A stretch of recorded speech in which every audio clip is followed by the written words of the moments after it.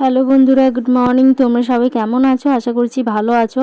তো সবাইকে মহাশিবরাত্রির শুভেচ্ছা ও ভালোবাসা রইল। শিবরাত্রিতে আমরা চলে এসেছি মহোৎসব খেতে বক্রেশ্বরে। এগুলো কোন কোন কিসের কিসের কি করেছে দেখে নাও, একটু লেখা আছে ওখানেই। আর মেলাটা এবারে মনে হচ্ছে একটু বেশি বড় বসেছে, কিন্তু লোহার দোকান বলো বা যে শিলনোড়ার দোকান সেগুলো খুব কমই বসেছে। লোহার দোকান একটাই বসেছে, রাজনগরে যেটা বসে সেটাই। তো আমরা এখানে মহোৎসব খেতে চলে এসেছি। মহোৎসবে খুব ভালো খাইয়েছে, খুবই ভালোভাবেই খেতে পেরেছি আর বেশ ভালো লাগলো খেতে।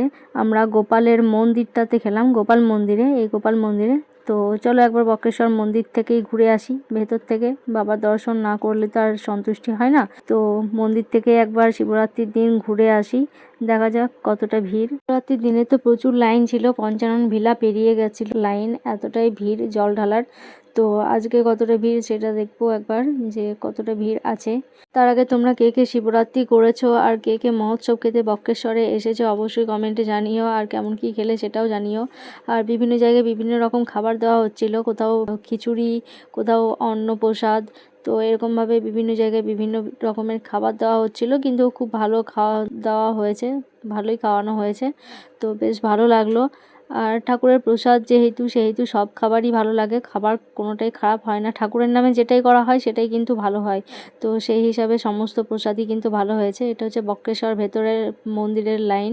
তো মন্দিরের ভেতরে ভিড় এখন, এই যে ভিড়টা দেখছো এরকম ভিড় আছে। তো আমরা একবার শ্বেতগঙ্গায় নেমে হাত পা ধুয়ে নেবো। আর বক্রেশ্বরের মন্দিরে যাওয়ার জন্য লাইনটাও দেখতে পেলে তোমরা, কতটা লাইন। তো প্রচুর ভিড় আজকেও।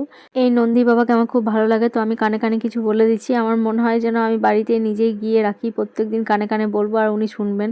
কিন্তু যেহেতু বাড়িতে রাখতে নেই তাই রাখতে পারছি না। অনেকেই মহোৎসব খাইয়েছে, আমাদের তাঁতিপাড়ার বড়গালিতলা থেকে খাইয়েছে, চণ্ডীনগর থেকে খাইয়েছে, যে খাইয়েছে সবাই কিন্তু খুব ভালোই খাইয়েছে। চলো এবার মেলার ভিতরে প্রবেশ করি, মেলাটা একবার ঘুরে দেখে নিই কেমন কি এসেছে দোকানদানি। তো বেশ ভালোই লাগছে। দুপুর দিকেও মেলাতে কত ভিড় দেখো, আসলে সবাই মহোৎসব খেতে এসেছে। তো সবাই ভাবছে যে রথ দেখা কলা বেচা দুটোই হবে, আসলে মহোৎসবও খাওয়া হবে। একদম মেলা দেখে কেনাকাটা করে তারপর বাড়ি ফিরবো সেটাই ভাবছে। তো বেশ ভালোই লাগলো, সময়টাও বেশ কাটলো, বাবার আশীর্বাদে মহোৎসবটাও আমাদের কপালে জুটলো, নয়তো জুটতো না। তো বেশ ভালোই লাগলো। আমাদের মেলা দেখা খাবার মৎস্য খাওয়া কমপ্লিট হয়ে গেলে আমরা বাড়ি যাবো।